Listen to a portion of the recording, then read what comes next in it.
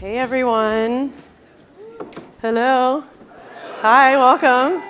I'm Jacqueline Schneider. I am a musician, journalist, storyteller, and I'm excited that you guys are here. Happy 70th anniversary to Marantz. It's beautiful stuff. We're in a beautiful place. I'm super excited to have a live conversation here with Max Richter, beautiful composer, musician, and also a beautiful human. So please welcome our special guest, Max. Please join us.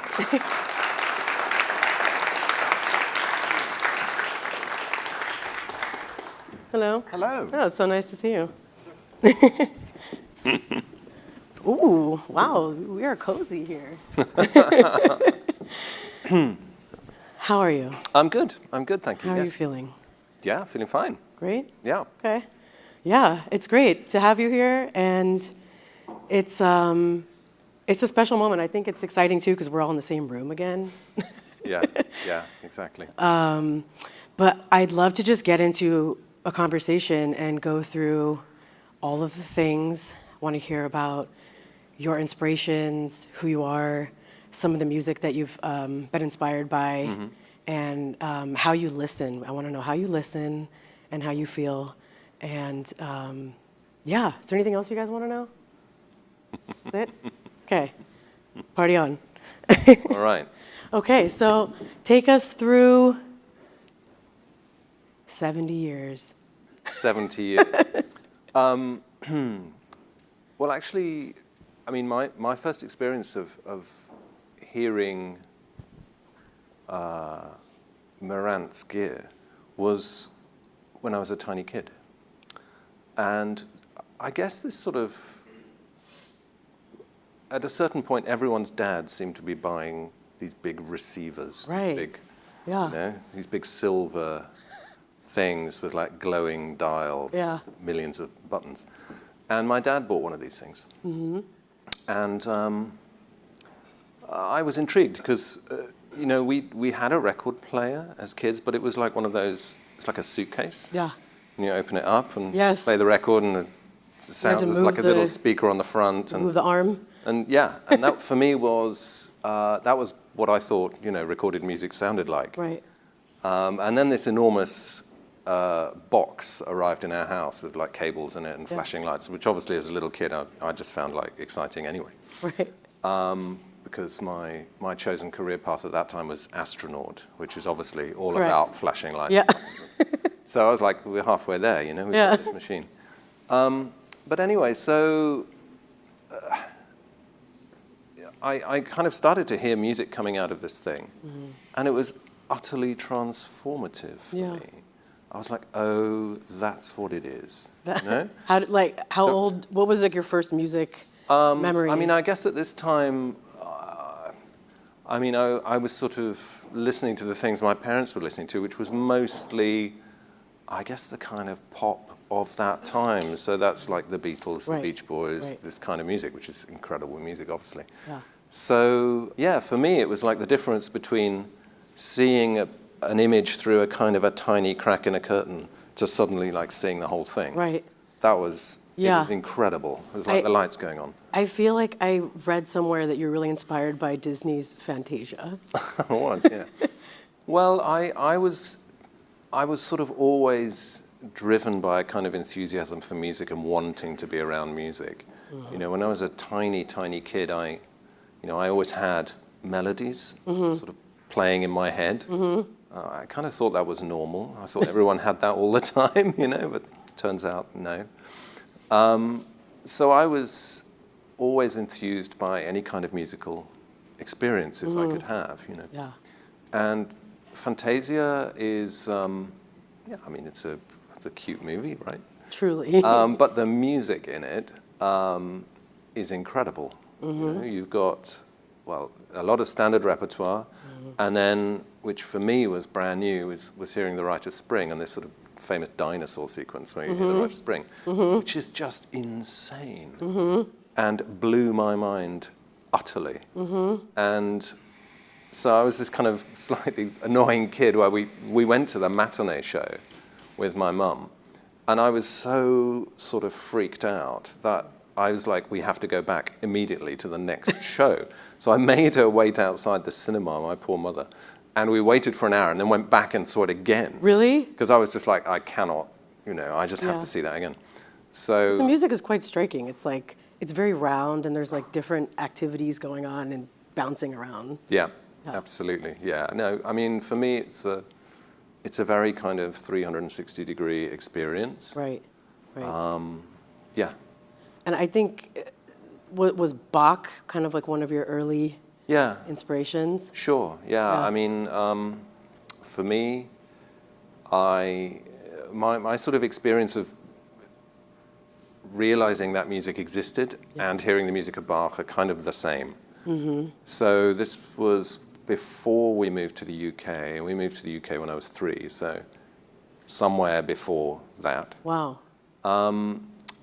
And again, it's sort of a recorded music experience. This is before we had the hi-fi. So hearing on a little record player a record of the Bach double violin concerto. Yeah. I mean, that music for me was an incredible sort of multi-dimensional experience. Sure. Because, it's got great rhythm and color and nice melodies and all of that. But I had this sort of, I guess, intuition that there was something governing the way the sounds were put together, a grammar, and that grammar made the sounds add up to something more than just noises.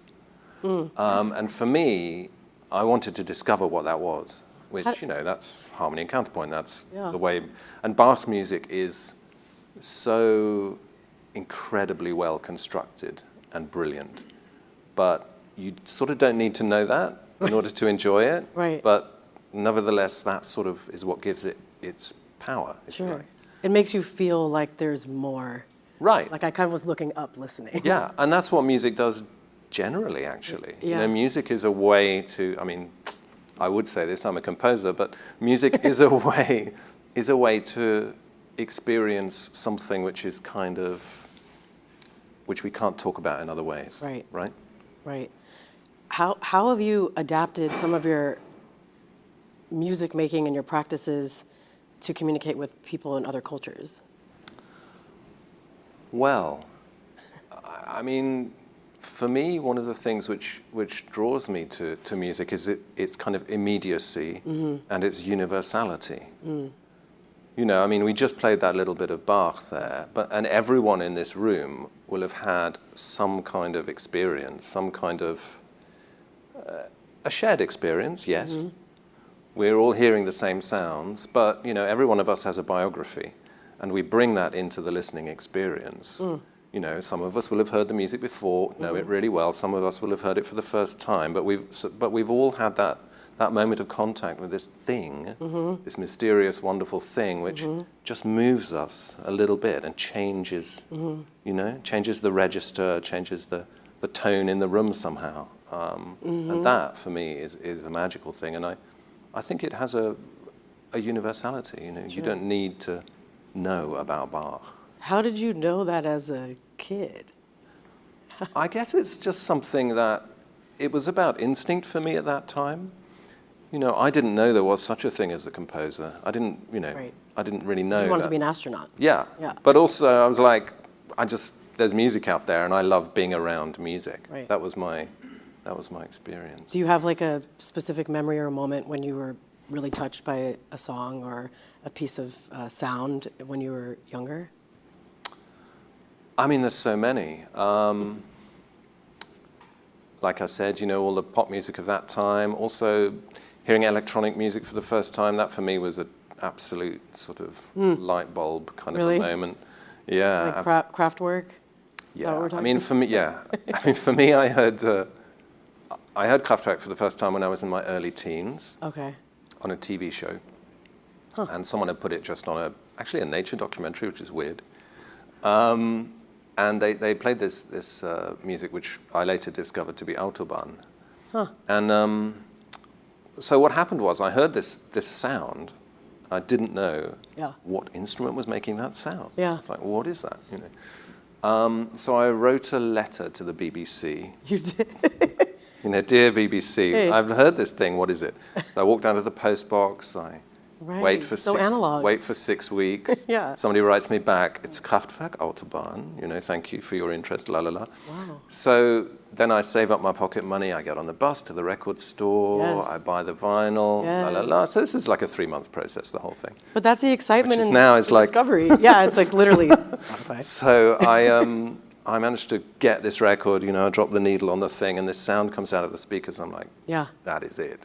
Right. So I'm like being struck by lightning. The key thing about it is that the way that sound is presented in the record, it starts out like that, and then the filter opens. Oh, so it's like layers. And so what happens is you start to hear more and more harmonics in the sound, and that's like, What does that actually do Because to you- your ears? Like, I don't know, it makes them really happy. It does, right? It does. Well, I guess the thing about that is that's a process which you cannot do with acoustic instruments, right? You cannot do that. If a cello is playing at a steady dynamic, that's the spectrum. Right. You can't just like open up that spectrum. What about like with auto-tune? Is Auto-tune. Did that do that? Well, autotune is like I guess you can do things like that with autotune. I'm not a big autotune fan. Yeah, same. I'm like, no. Yeah, feels a little constructed. Yeah, well, it's like, you know, if we think about the human voice as a really direct expression of Sure. what is going on inside a person, then really with auto-tune, what you're doing is like you're quantizing their soul. And I'm like, I don't think I want that. Yeah, no. You know, I want to know Pass. what that person really is. I don't want them to, you know. Yeah. So, yeah. I want to talk a little bit about kind of the storytelling through the intersection of different genres. Like you've composed and worked on so many different types of music, from kind of more meditative sleep music to you know, more kind of TV and film sounds to electronic. And there was one, and I was doing a little research, although I have to admit, when I was researching and I found out that you worked on with Ronnie Size, who is an amazing kind of broken beat electronic drum and bass producer. Yeah. I didn't realize that you had kind of collaborated on this album with him that kind of no one's ever heard of, that literally so many popular artists are on. Like, I think Rahzel, like famous beatboxer, Yeah. who else? Zach De La Roca from Rage Against the Machine, Method Man from Wu-Tang. It was like this weird combo just to hear like Bahamadia, who's the rapper on that song. Just, what are all those sounds? What's going on? Well, I guess the thing that sort of connected me into Ronnie's stuff was just the incredible finesse and attention to detail, coupled with like a really experimental mindset. Totally. I mean, those first drum and bass records, in a way, invented a new space. They really did. It was new forms, you know. Right, yeah. You hear in the programming on the drums there, it's just so, I mean, it's super musical, but it's also kind of almost superhuman. A lot of the other Totally tracks, actually, ethereal. it's like they're sort of beyond. Yeah. They're exploring a new space, and I just love that sort of experimental spirit. Yeah. It's important. I think we get stuck in the monotony of things, and experimentation is like... Yeah, I mean, that's one of the great things about doing creative work. You know, you're in a constant sort of open space of possibilities, and it's about kind of assembling those into things which, in my case, can kind of tell stories and communicate what I'm trying to get at.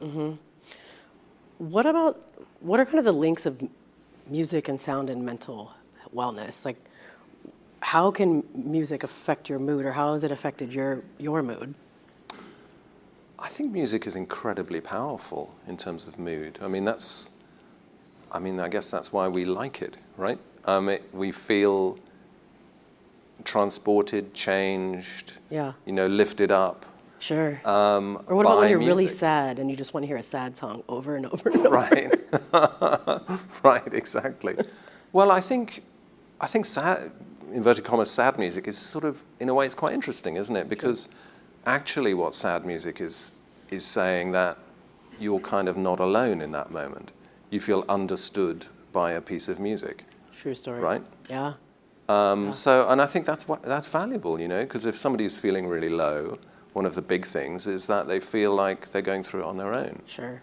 And that's why that kind of music, in the kind of emo space, if you like, can be great, you know? Yeah. Yeah. I have so much to say about moods and music.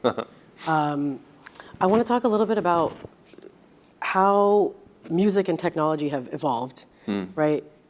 So much has changed in the last, literally 10 years. Think about 20 years, think about 50 years. I mean, we're talking like before hi-fi. Yeah.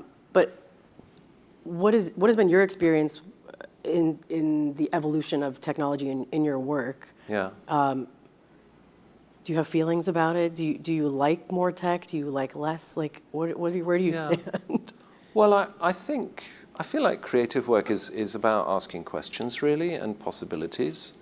And composers have always worked with new technology. I mean, the violin was new technology. True. The piano was new technology. And, it's about trying to find appropriate ways to incorporate and use those new tools. As the orchestra gets bigger in the 18th and 19th centuries, really what you're seeing is more colors on the palette, and bigger opportunities to tell stories with more diverse means. I see electronic music in the same way, really. The studio allows us to be more sculptural with sound, to invent new colors to tell stories. So for me, I'm really interested in all of that. And also, these kinds of things can be great sort of idea catalysts, jumping off points. Yeah. If you're able to hear a sound you've never heard before, that's going to make you have ideas, new ideas. Yeah. So, yeah, I'm interested in the potential for technology in the creative space. I think that's a really interesting thing that's going on. When has tech gone too far? Well, we were talking about auto-tune just now. Well, I mean, I think there are really creative ways to use auto-tune, with like vocal transformations and all of these kinds of things. That's super interesting. But when you have, a vocal which is, as it were, supposed to just be telling a story, an ordinary vocal, and then it feels like it's all just flattened out. Right. Too far. Well, I mean, like you can do that as a special effect, as a kind of, you can do that, for sure. But I think it's often used just as a kind of, it feels like it's part of a manufacturing operation. Sure. We're just kind of turning out this material which is like, a bit unmediated, a bit less, there's maybe not enough reflection. Yeah, I'm with you. What about like generative technology, like AI and stuff like that? How are you thinking about that? Again, I think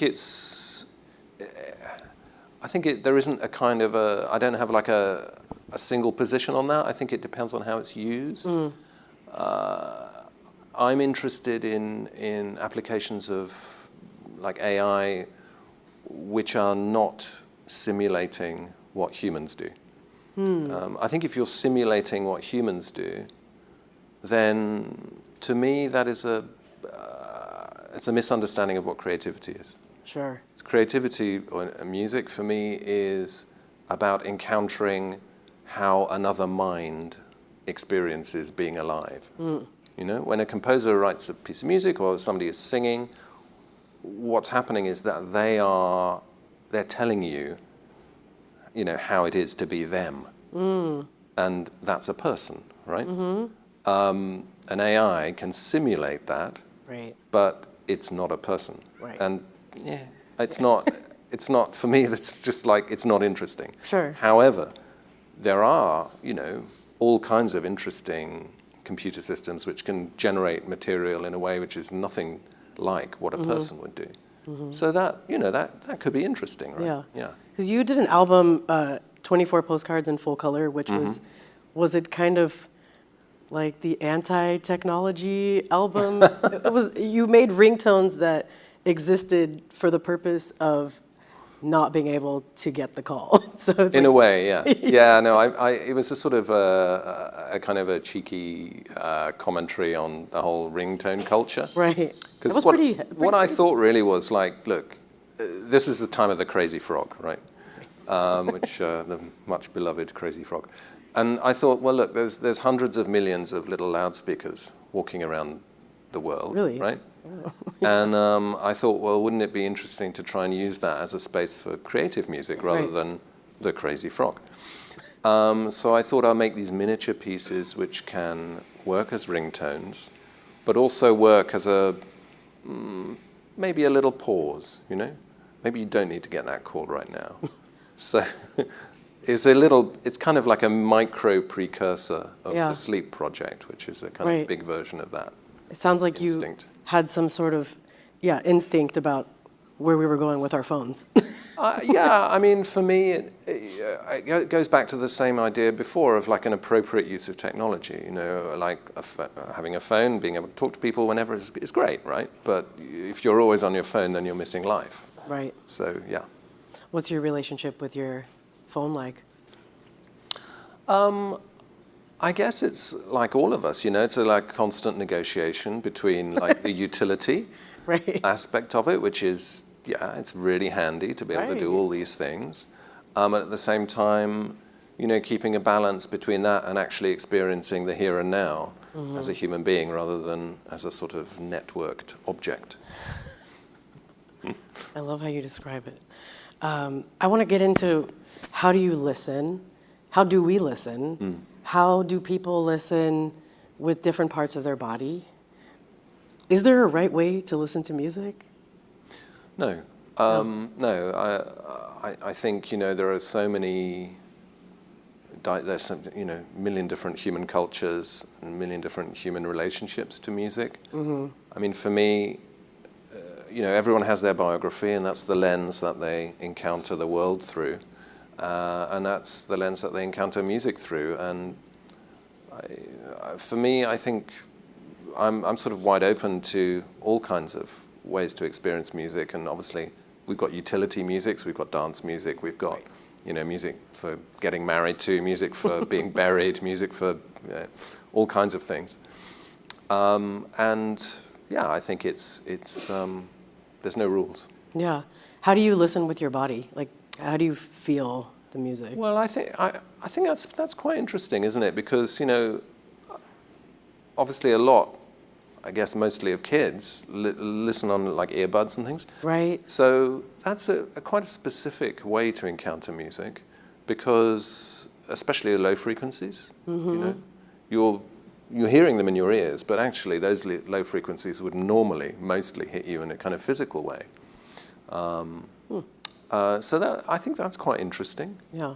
I mean, for me, I like to listen, you know, on like big speakers and hear things properly. Like, Do you do the know, car like these days. test? Do you do the car test where you're driving and you can hear it in the speaker? Yes, I listen to it in the car, Yeah. but it's not, you know, it's not the same. You know, So when you go into a big room, say you're in a space like this, like, where are you here? Like, what is the right, or not the right way, but is there a way to approach it so you can get a better experience? Yeah, it's funny, you know. I mean, for me, I'm the sort of person who, when trying to, like, decide on which house to rent or buy or whatever, I'm like thinking where the speakers go. Right. That's literally the first thing I'm thinking about. And when we move in, the first thing that happens is the speakers will go in the right places, Right. you know. Priorities. Yeah. Yeah. And yeah, for me, it's just really important to be able to experience the full dimensionality of the music. You know, I love music. I'm all about that. You do? I do. Oh, yeah. I do. And yeah, it just kind of makes sense to me to kind of start there. Like when you go, for instance, like if you go into a nightclub or something, you really feel it. You're feeling it in your chest. You're like, you're feeling it. Yeah, all. absolutely. Yeah, sure. Versus you're in a movie and you're in the theater and you're just like here, but you're kind of feeling stuff too. Yeah, well, like, I mean, like my Sleep project, right? I mean, that has a very specific spectrum, that project, for a very specific reason, you know. That project is so for people who don't know, that's a 8.5. Hey. That's an 8.5 hour long piece. It's intended to be slept through or not. It's an invitation to pause. And so for me, that piece is about getting back to fundamentals, getting back to kind of origins, kind of tabula rasa sort of idea. Sure. And because of that, I chose a very specific spectrum in terms of the sonics of the piece. So the piece is modeled on the spectrum that the unborn child hears inside the mother. So very tabulous. So no high frequencies, really. And a lot of subsonics. So there's a lot of low frequency pulses, and by which I mean like 20 or 30 hertz, like way down there. So things that you need enormous loudspeakers to hear properly. And those work on you by a process called rhythmic entrainment, right? So they actually get your brain waves in tune with the pulse of the piece. The piece is 40 BPM, which is really slow. For comparison, what, like dance music? Dance music is like 120. Okay. So it's way down there. Yeah. You have time to check your email between beats, basically, right? Perfect. So it's very, very slow, and it's got a sort of a ritual, constant thing. So it's using all kinds of sort of, I guess, techniques from neuroscience within a musical composition to evoke a very specific situation, which is to do with fostering slow wave sleep, which is where you get memory consolidation and learning and all of these kinds of things. And that's brought about by the kind of mechanisms of the piece. It's also, it's also an artwork. It's also a piece of musical composition. Yeah. So it sort of is doing both of these things. But yeah, that's a... What kind of stories have you heard from people who have used your art for their health benefits? Well, I think the thing about that piece is because it does sort of elicit a kind of a concentrated listening experience. You know, these big tones rolling round and round, they sort of put you into a kind of a trance state, I guess. And it's intended also as in a way, a roadblock. You know, it's to kind of just stop what you're doing for 8 hours and just do this. And the thing is, we're very busy and we populate our lives with stuff. Yes, so much and stuff. so actually stopping for an amount of time allows us to think about the bigger stuff, which we mostly don't think about. And I think that's what music can do too. It connects us to the bigger stuff, the kind of questions of, why am I doing this? Mortality, existence, existential things. It's a good space to encounter those questions. I have so many questions now. So we're going from sleep to, say, something like The Clash. Like, totally different vibe. London Calling, something like that. Right. So for me, punk came along at just the right moment, really. I just really appreciated that kind of experimentalism. Totally. And the idea that music could operate as a kind of a social critique, as a way to understand the world and the way to comment on it. So I was in my sort of early teens when I heard this music, and I was living in the UK, and this was the sort of Thatcherite moment, really.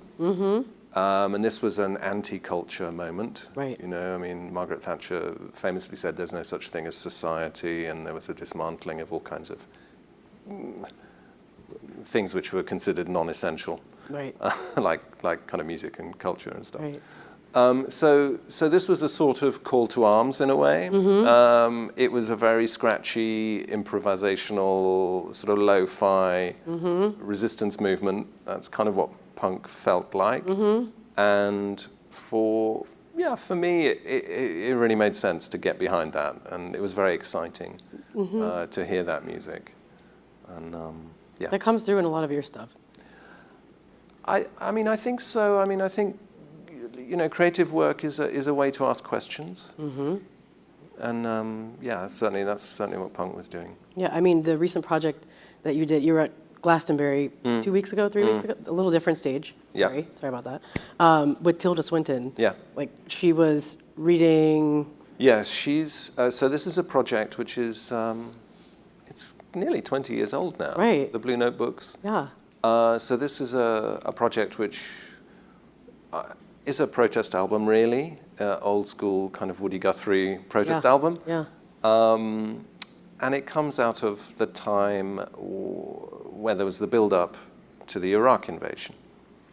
And at that moment, it seemed to me that there was a kind of a fusing between, fantasy literature and politics. And I just felt like, I was very doubtful about all the narratives. Sure. Yeah. So I thought about making a piece where I could talk about that.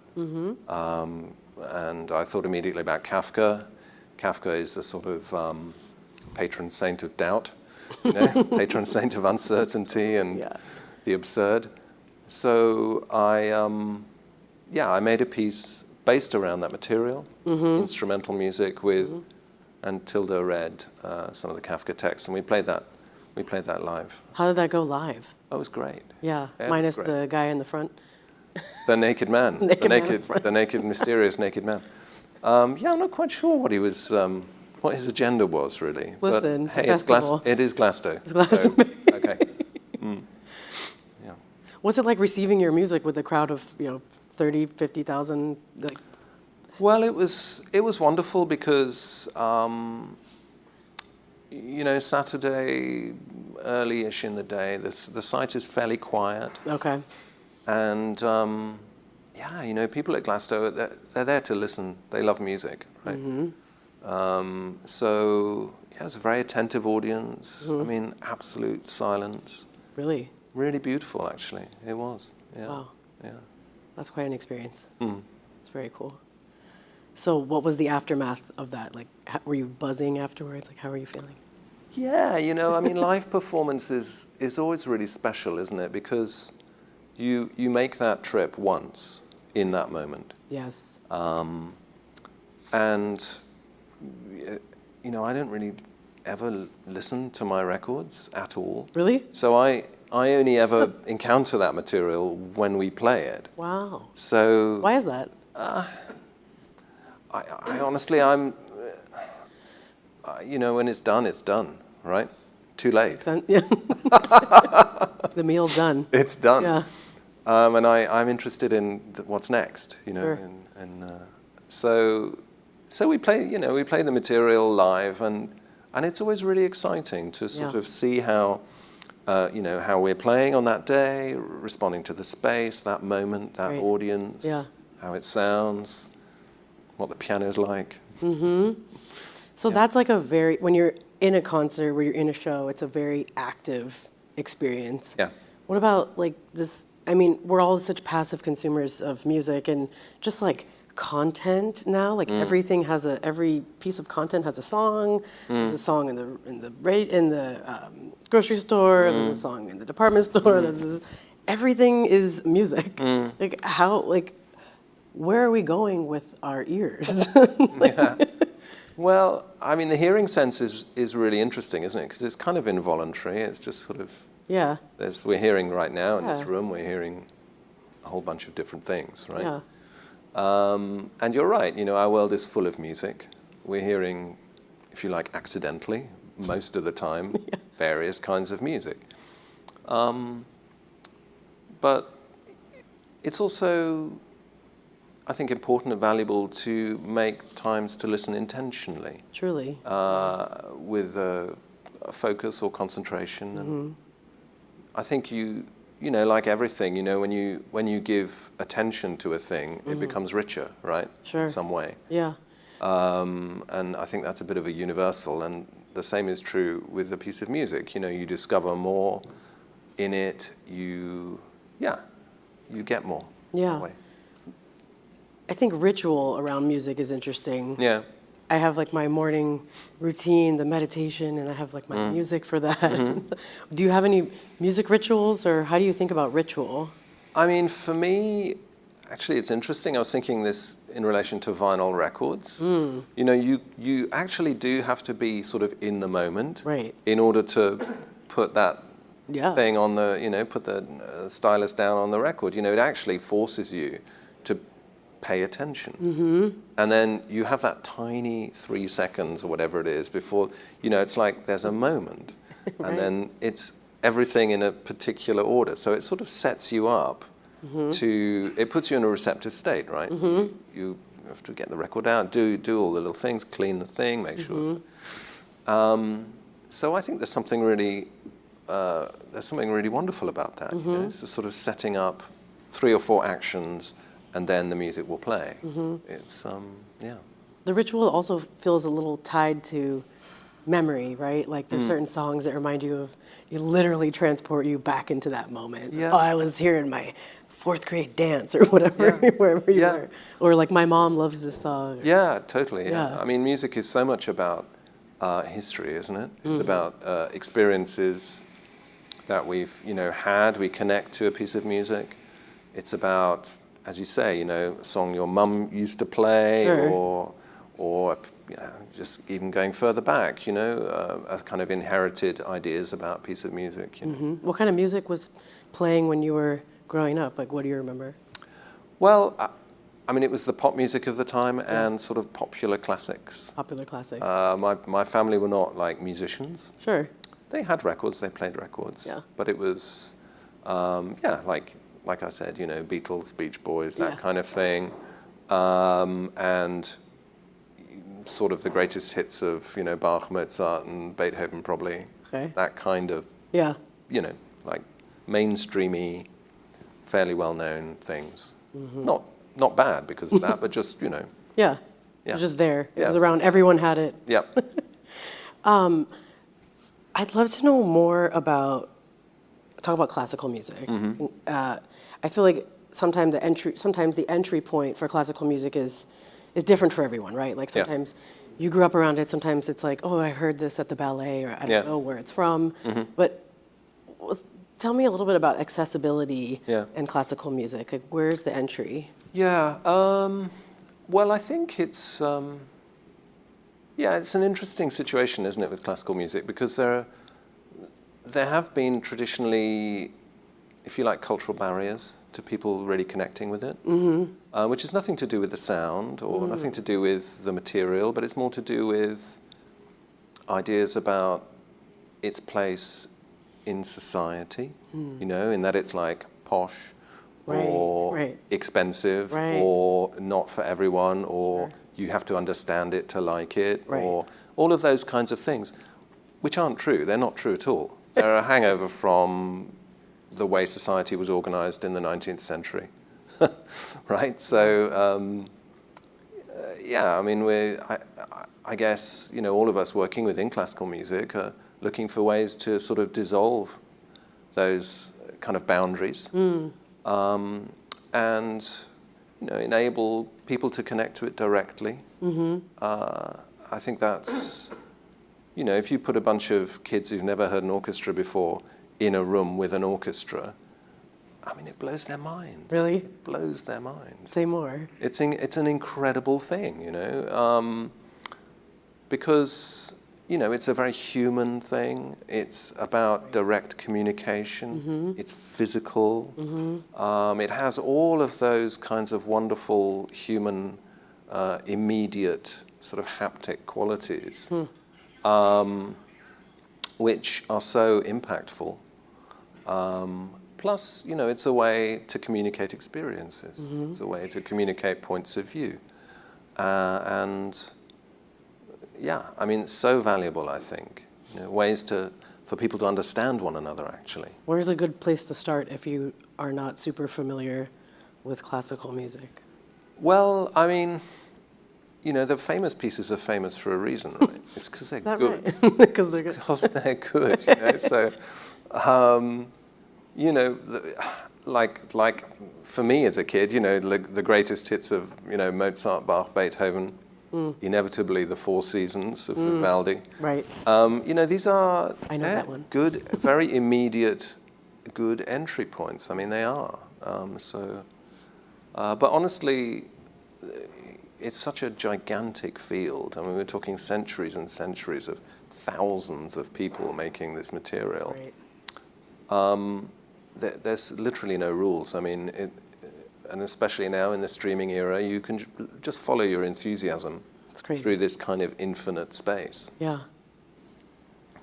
How do you think about composition? Like, I mean, that's a big question.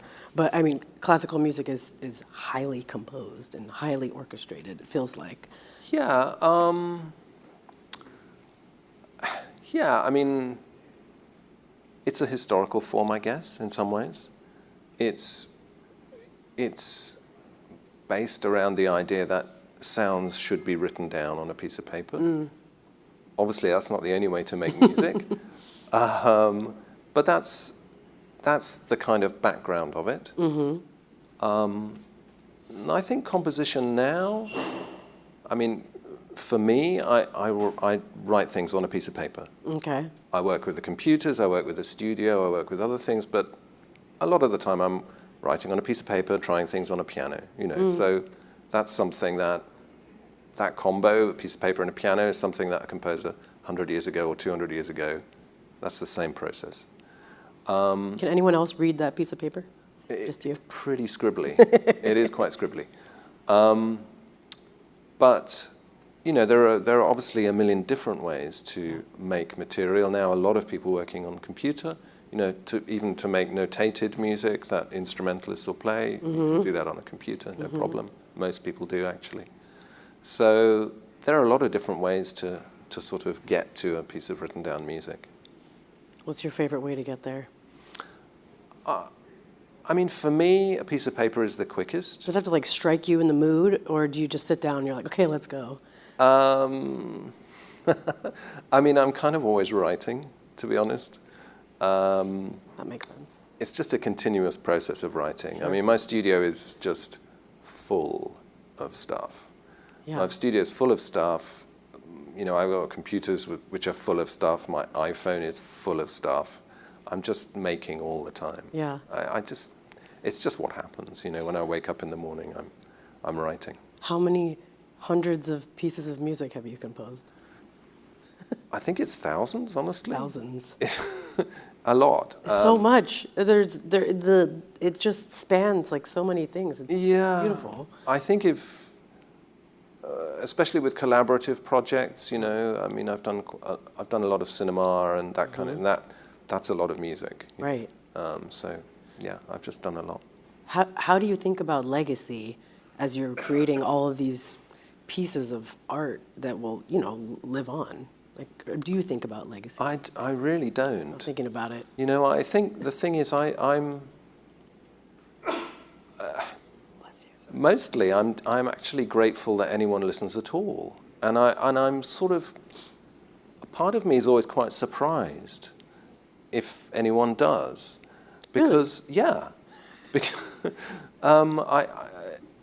I just sort of, I feel incredibly lucky, honestly, that you know, this thing which sort of makes sense to me, this musical project, this musical journey, that anyone else is interested. I find that in a way miraculous. I kind of love that, though. I love that. Well, you know, to me, you know, the thing that makes me want to write the music I do is that engagement with the material and that sort of feeling that there's something out there I want to try and discover and convey. And that, you know, a process like that has to be, and it's very personal, it's kind of unique to me. So the fact that other people are also interested in it is like quite striking. Right. Yeah. When you come to places like New York, which are so loud, So many things are going on Yeah. all the time. Are you like hearing all these things and hearing different things than us in here? Are you hearing sirens and you're like, oh, that would be cool? I don't know. I do listen to the environment a lot. Yeah. I mean, I've sort of used a lot of found objects and found sounds in my work over the years. So I'm very interested in what the acoustic environment is. Yeah. What makes a good acoustic environment? I don't know. I mean, like right now, we've got a whole bunch of different things going on. Yeah. Big sounds, low tones, the big drone, the rumble of the city, and then little kind of foreground things, and yeah, there's some nice Now stuff. I'm hearing all of them. Right, yeah. It's pretty musical. It is. Yeah, if you put that in a gallery, right? It would be, There you people are. would come. Yeah. So what music is inspiring you from other people, since you don't listen to your own stuff? Yeah. Well, I listen to a lot of different things. I listen to a lot of classical music, classical contemporary music, and also a lot of very old music. I like, I'm very into Renaissance music, medieval music. I love that material. I listen to a lot of jazz. I love the kind of instant creativity and freedom of jazz. And I listen to a lot of, kind of contemporary electronic music. And are you specific in like the different genres and like, oh, I want to listen to this with my headphones, or I want to listen to this on monitors? I mean, I do listen on headphones, Yeah. but I do feel like there's an element of being sort of disembodied with headphones. I listen to headphones, that's fine. Yeah. And actually, sometimes when you're mixing or mastering, the headphones can be really useful. Sure. Because just the incredible forensic detail. You haven't got all that pesky air between you and the sound, it's right there. But yeah, I'm basically always trying to listen on, like big speakers if I can. Yeah. What you were telling me in the green room, one of the songs you're listening to? Oh, about Duval, yeah. Duval. So Duval Timothy. So he's a really interesting young producer whom we have a series of records at the studio called Free and Equal, where we basically invite a bunch of young artists to make some material who don't have experience recording. Oh, very cool. With real instrumentalists, because these guys are mostly like bedroom programmers. Right. And Duval was one of those. He's a pianist. He's actually just done a bunch of stuff with Kendrick, so he's doing fine. Yeah. But he's a very creative and thoughtful and just really great musician. So I've been listening to his stuff anyway. So. I have a lot of feelings because I love music. But I just want to really thank you so much for just all of the work that you have created for us to enjoy as a soundtrack to our lives, really. So if you don't listen, we do. Thank you. Thank you. Yeah, Thank you. appreciate it. Thank you. Thanks, guys. Thanks for hanging out.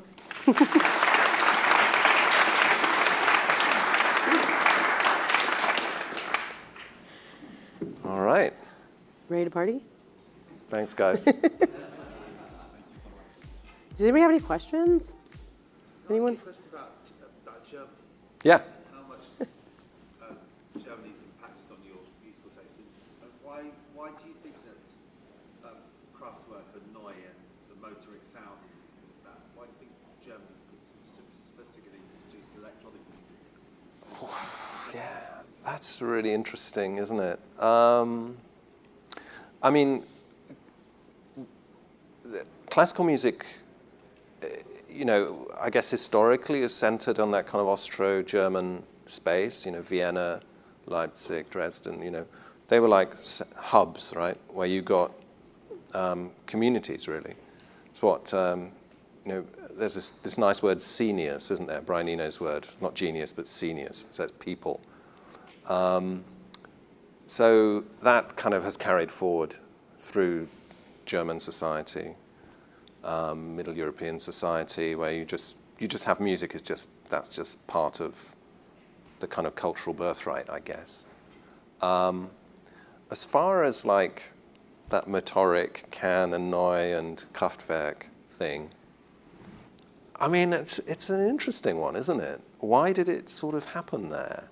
Is it some sort of connection with that, you know, the idea of the sort of Wirtschaftswunder thing, technology, engineering, those sorts of things, which are obviously highly valued in German society, meeting music? I mean, Kraftwerk at the beginning, most of their equipment was homemade. You know, it's literally them sort of inventing. And it's maybe no coincidence that they were based in Düsseldorf, which is like right in the center of that sort of German industrial manufacturing zone. But beyond that, I'm not really sure. But yeah, there certainly was a community of artists working in that space. That's a great question. Does anyone else have a couple more? Oh. Thanks so much for the talk. It's Sure. very insightful. The pleasure. You mentioned the first thing that you do when you look at a home is where the speakers fit. So I was wondering, what is your approach with work-life balance? Yeah. I don't know, you know, I mean, I think I'm just, I mean, I've had music going in my head since before I can remember, you know. It's just always been there. So it's not like it's really work, you know, it's just what happens when I wake up in the morning. I mean, I think the reason I sort of appreciate it so much is because of, you know, what it brings to the rest of my life as well, and what it enables. It's a way to connect, and a way to, you know, understand other minds, other ways of being alive. And that's what culture is, you know. So it doesn't really ever feel like work. Not really, no. Another good question. Go for it. For the ballets that you make music for, Mm-hmm. what's your process? Do you go in and watch the dancers? Is it a long, like, months? How does it work? Yeah, it's a mix. I do. I mean, mostly I work with mostly with Wayne McGregor, who's based in London. We've done quite a lot over the years, and so there's a lot of conversations at the beginning, a lot of ideas. Sort of, he's very conceptual, which sort of helps in a way, so we can just talk about general principles. The last couple of things we've done together, one was based on 3 novels of Virginia Woolf, and one is based on 3 novels of Margaret Atwood. So there was a kind of a spine, there was a kind of frame of reference, so that we had the text, basically, as a starting point, as a kind of shared space. And then it was about trying to discover ways to kind of illuminate a trajectory through those texts via music and movement and scenography and color and, you know, all these different elements. A lot of the time I'll start by just making a load of things.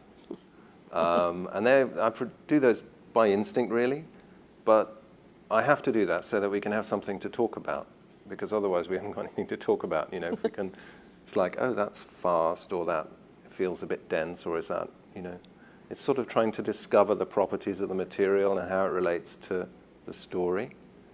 So it's conversational then. It's sort of back and forth, you know, bits of choreography, bits of music. But then there are other things I've just kind of written it, you know, like the third act of Woolf Works, which is The Waves. I mean, I just wrote that, really, just off from the novel. I just wrote it. And I played it to Wayne, and he was like, you know, that's it, we're done. So it's that kind of conversational process, really. Yeah. I think I have time for one more question, if anybody has one. Can I ask about your approach to cinema and Yeah. How collaborative it might be, and what persuades you to take on a project? I do projects that I just kind of fall in love with, really, the idea of. and the process is it's a little like what I've described with the ballet. It's a conversational process and a process of like discovering the material and discovering the language, the music that feels like it's inherent in the world of the film in some way, and that feels like it's part of that universe. And then trying to find ways that the music can bring qualities that the other elements are not doing, you know. So things that, you know, for example, say you need to change a point of view, say, move from inside one person's head to inside another person's head. That's the kind of thing that music can do in a way which is, where the audience won't even know that that's happening, but suddenly you're there rather than here. You know, that sort of thing. And obviously sometimes the music is really foregrounded. So there's a million different relationships. And actually that puzzle-solving aspect of working in cinema is the sort of fun thing. Plus it's conversational. Because, you know, most of my life is me just sitting in a room, sort of doing this, you know, the piece of paper. So it's actually quite nice to kind of be working with a team, because cinema is completely collaborative. Yeah. Hello. Oh, all right. I've been working with music for so long, the sound for many, many years. And one of my frustrations is that the sound of the music that young people are exposed to nowadays, auto-tune, automatic rhythms, Yeah. super loud all the time, Yeah. super short Yeah. melodies, Yeah. TikTok music, 7 seconds. Right. Perfection. What can we do about it? Wow. Wow. Well, I mean, I think it's, you know, it's horses for courses. I don't know if that translates really, but so it's a phrase, the English phrase, which, so in other words, you choose the appropriate race horse for the course you're trying to win on, right? So it's basically, I think there isn't a single rule about these things. Obviously, with the streaming economy, it's going to favor musical expressions which are about getting your attention, right? So it's about, you know, getting attention. So that's dynamic, lots of change, maybe loud, maybe, you know. So that's driven a kind of a musical language. But that's not the only musical language. I mean, there are other musical languages. And, you know, I think it's also to do with kind of who you are and where you are in your life and what you're seeking from music. You know, when you're 12 and you're out with your mates, you want like super dynamic, attention-rich music. You know, that's what you want, right? And that's cool. But, you know, there are other times where you will want other things. And I think it's, you know, the world is big. And I personally think it's okay that, you know, all these different things coexist. And like, yeah, different kinds of people. I think it's all right. Beautiful. I think we'll end on that. That was a great question. Thank you. Thank you. Yes. Thank you so much. All right. Thanks.